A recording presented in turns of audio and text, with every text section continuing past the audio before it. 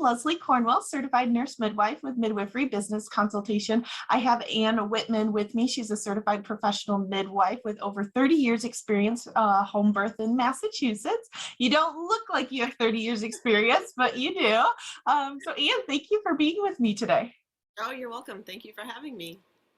So tell me, I know before we started hitting record, we were talking about COVID and just the connections.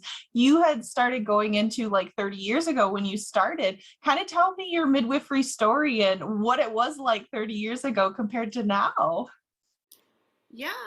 Well, gosh, that was a long time ago, but it seems like yesterday still. I feel so fortunate that I ended up in the circle of midwives in Massachusetts. I felt like it was accidental, but I'm sure it was a path that I was supposed to take. So I was 21 when I had my first baby, and one of my very good friends had a baby a year before me, and she had her baby at home. And I had never heard of having home births as a child or growing up, but when I saw that she was having a home birth, I thought that was crazy. And Yeah. yeah, I was a little judgy about it. Yeah. And then Well, it's all this, not the cultural norm. It's not the cultural norm, and you're pushing against the grain for sure. yeah, and I came from a pretty mainstream upbringing with my mom had her babies in the hospital, and everything was like it was back then in the 60s. Yeah. And so all this information just started coming to me. Articles in the newspaper that were just about interventions in the hospital and why they should be questioned. And then my brother-in-law was working for a company that published books about natural birth and home birth. And when I first became pregnant, he just like dropped off a stack of books at my house, and so I read them. And then I was pretty hooked pretty quickly for natural birth and home birth, and so I ended up having all my babies at home except the last one, and that's a whole Another other. story in itself. So I have 6 children. By the time I had my second baby, I was teaching childbirth classes and doing labor support. We didn't have the word doula back then, but that's what we did. And then I started midwifery school soon after that. I was just so lucky that the midwives that served me for my births saw that I had some potential and asked me, how do you feel about walking this path? And at first I thought it was crazy. It was the 80s. A lot of moms didn't work back then. A lot of women didn't go to college back then. And it was just sort of, my thought was, I'll get married, have babies, stay home with my children. And it was really, really difficult for me to think about working and having children at the same time. So I just told God, if it works out, I'll keep going. If it doesn't work, I'll quit. And it just always works. So, and the women that taught me, I mean, bless them, because I don't know how I would be here without having those mentors. And that's what I feel like we're missing with COVID is just not just working together, because we do, obviously, like I hire other CPMs to assist me at births, and they're absolutely wonderful, but we don't have time physically together, or even not too much virtual time where we can get together and just talk things out, or have peer review, or do things socially, or and just kind of have the group be more Cohesive and relate to each other more. From each other. I've been 31 years I've been doing this, but I learned so much from the midwives that I work with, and they're often usually younger than me. So but yeah, they're on the edge of the information. They're right at the peak of their research. It's so wonderful to be able to just learn from each other. There's things that I know just from longevity, but I really do value what I get from other midwives that I work with.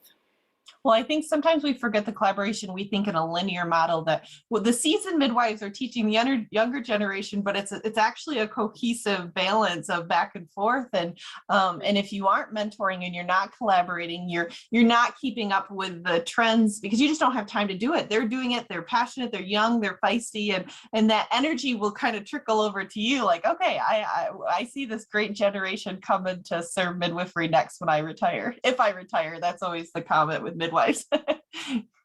Yeah, I don't want to. Yeah. I'm Mhm. hoping for another 10 years.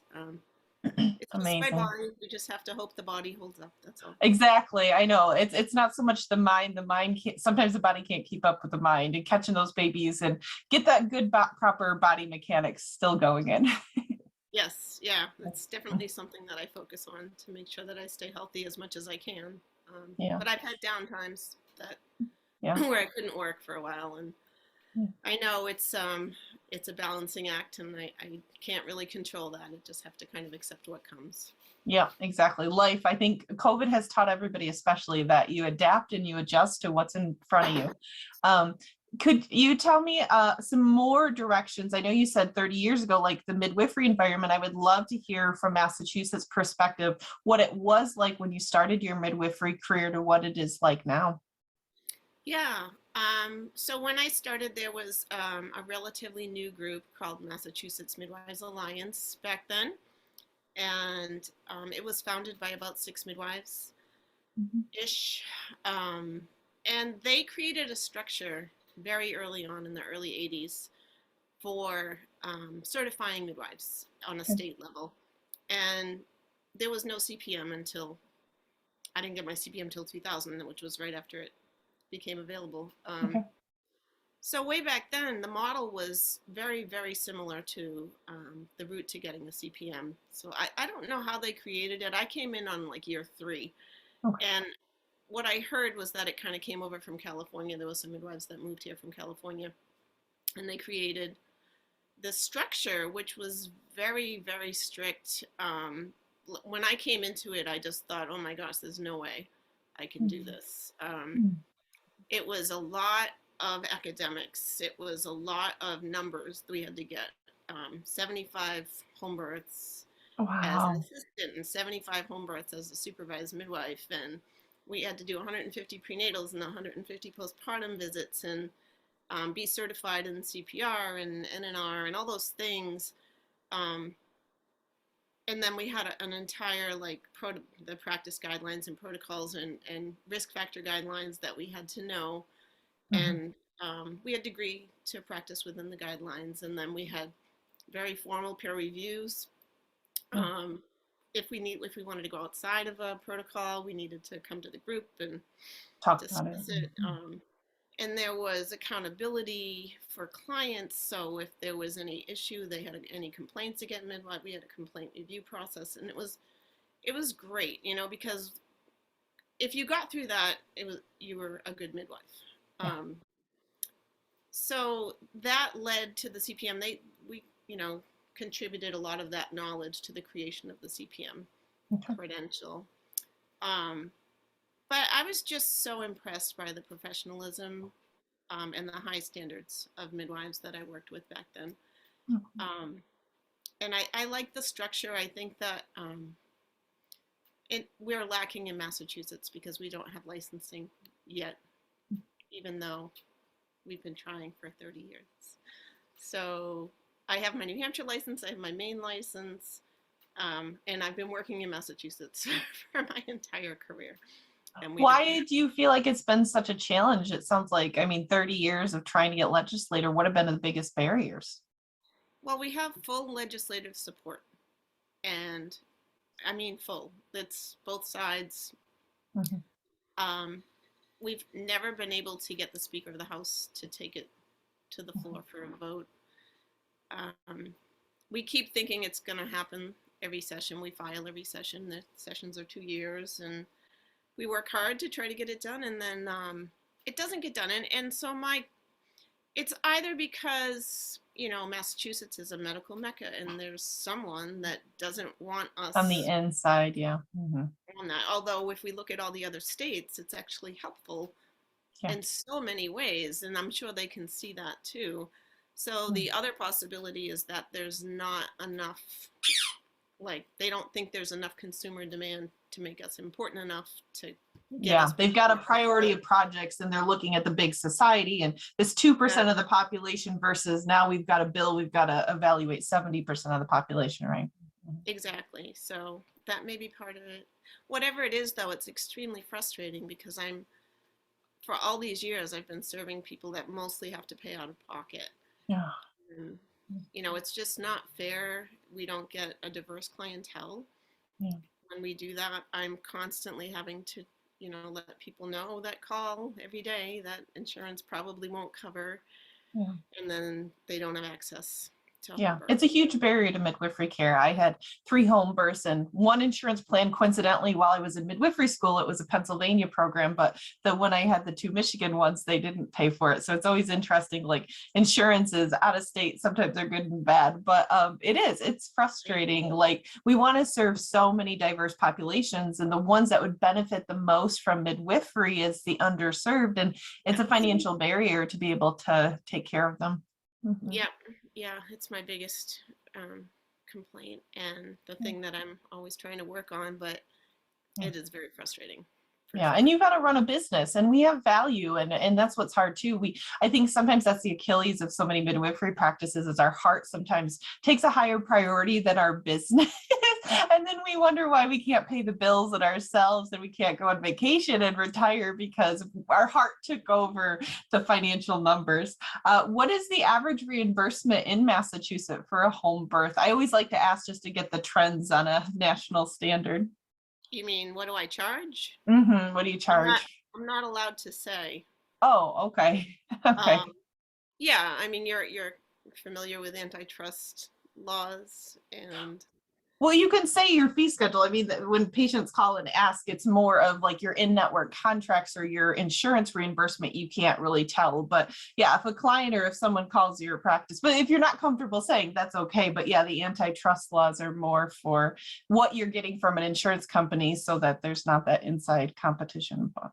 Right. Well, my lawyers have always told us that we should never discuss our fees with each other as midwives. Okay. Because they don't want us to be able to create any kind of monopoly. Oh, okay. So, especially where, when we all belong to the same organization. So that actually fits in there. So I try not to. Okay, that's totally fine. Totally So do you let people know when they call, but right. Yeah, that's totally fine. And then so as far as like, do you tend to use a midwife, a birth assistant? Like what structure do you have for your midwifery practice as far as a team? I always bring an assistant with me, and sometimes it's another CPM, and sometimes it's an assistant that I trained. Okay. And is it based on like a client, if they're a little more high risk, you want a little more skills, or how do you make that decision? Personality fit, values, Okay. availability. Okay. Yeah, I would say those are the biggest The factors. bigger ones that you focus on. Okay. Okay. So what words of wisdom as far as running your midwifery practice, if someone is thinking about going to midwifery school, starting a home birth practice in the area, what tips would you give them from all your years of running a home birth practice to be successful from day one? Wow. And it could be anything. It could be a business tip. It could be a work-life balance, whatever direction. I know I left it pretty open on purpose. Yeah. It's really difficult to start being a midwife for sure. I mean, just getting your CPM, let's assume you get your CPM and you're ready to go. It's just really hard. I can't tell you how difficult it was for me in the beginning. Because obviously, like, clients want to hire someone who has experience. Yeah, it's a vicious cycle when you're a new graduate. Yeah, and you can't get enough clients to support yourself, but then you can't have another job because then you're on call. On call 24/7, yep.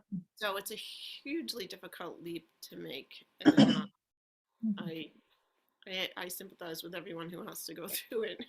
Yeah. Yeah. Well, I mean, Um, starting a business in general, and there's that curve, but it's okay. Are you the breadwinner? And sometimes you can find little side hustles that are flexible, but midwifery is a unique business, like you said, where you've got to be available, whether you have one client or 10, you've got to be available 24/7. that's right. That's Yeah. right. Yeah. Yeah, I mean, I don't really know the answer to that question because it was a struggle for me, for Mhm. sure. Um, Mhm. if I had to do it right now today, I don't know how I do it. On the plus side, we definitely have a lack of midwives in Massachusetts. Yeah. We could use a whole bunch more. Yeah. So we're all booked all the Yeah. time, and we're all not getting enough time off. Yeah. So Well, I and I think, encourage a lot of new graduates to find these busy practices with experience and maybe do like a fellowship, preceptor, new grad, because knowing, I mean, I think the biggest thing that happens is clear expectations. Like, are you joining the team? You want to work together long term and take over this practice?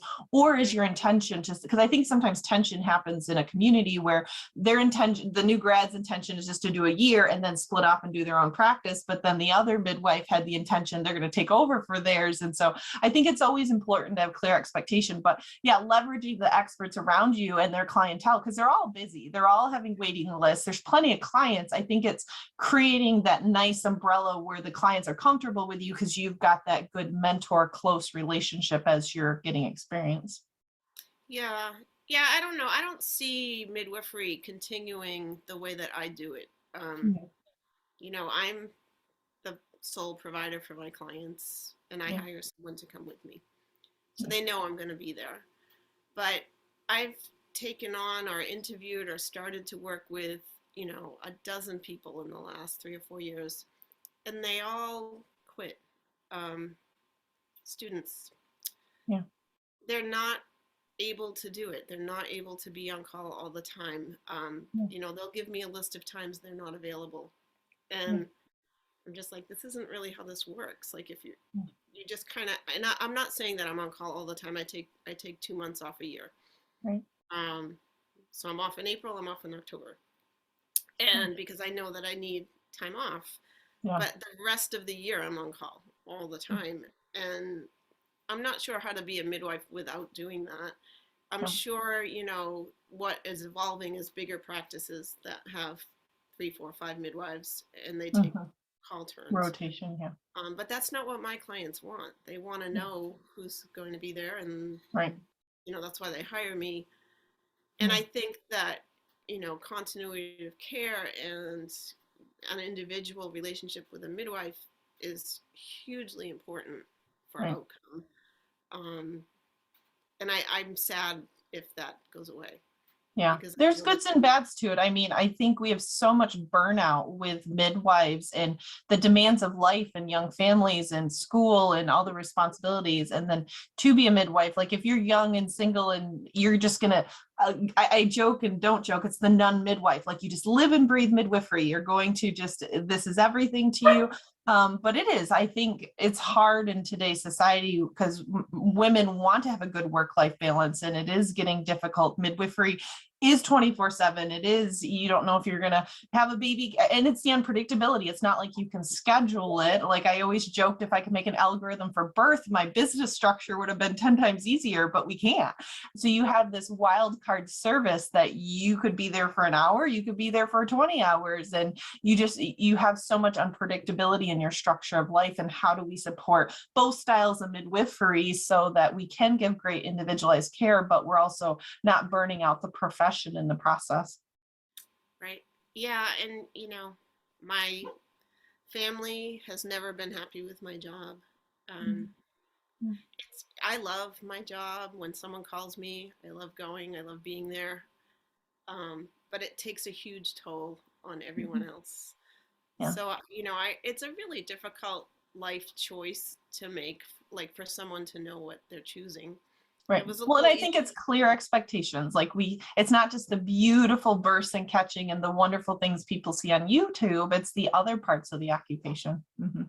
Yeah, yeah, Mm. yeah. No. So, Anne, I guess one last question I have for you. Where do you see the future of midwifery, particularly in Massachusetts? Do you feel like the demand is getting higher and higher and more midwives like practice? I know you said there's waiting lists, but just the culture and demand since COVID, have you seen a huge shift in the community? Yeah, huge amount of people wanting home births that is new. I heard a quote the other day from someone on the inside that said they saw a 47% increase in home birth in Mhm. Massachusetts since the beginning Yeah. of COVID. That seems accurate. Mhm. So it's been good. Yeah, I would hope that we would get licensing and that we would have The more reimbursement and more the, mhm. consumers, you know, Yeah. asking for that so that Yeah. that can happen so that we can provide more midwives and give more people home births that want them. That would be wonderful. Yeah. Well, it is amazing what the consumers, because like you said, if all of a sudden there's a huge increase and the voters are directly calling the representatives versus just the midwives are advocating. I know a lot of states, that's how they got huge momentum, was they got huge petitions with the consumers in the state Yeah. requesting bills to be passed. Mhm. And we do have a lot of consumer support for sure, but I just wish that the legislators would hear it. Yeah, yeah, yeah. Yeah. Well, especially post-COVID, I mean, birth centers and home birth practices they already had extensive waiting lists and now it's like double extensive waiting lists. So, with your practice, what is your average a month? I know you said you take those 2 months off. How many clients do you have, like a limit or a structure in a 5-week window you take? Like, what does it look like? My math is pretty simple. I take 3 people per month Okay. um, because I don't want them to overlap and I want to be able to tell people that I'll be there. And Mhm. that's worked for me for many, many years. And sometimes I increase it to 4 if I have a repeat client that calls me late in the game. Yeah, understandable, understandable. Yeah, but Okay. that's a good number for me. I can get all the work done, I can get all the visits done, um, and I still have a little bit of time for my family. So that Yeah, works for me. it keeps the overhead low. I know there's some midwives that take 10, 12, 15 in home birth, but they also have a very strong, where there's 8, 10, 12 midwives in that community where it's interesting across the country, all the different structures. But yeah, the small and simple sometimes is the best. So, Yeah, we started back in the 80s. We were doing usually 8, right around 8 per month. Um, yeah. and it was busy, it was crazy, and we would have some overlap, and I would miss some, and we'd have to get coverage, and I don't know.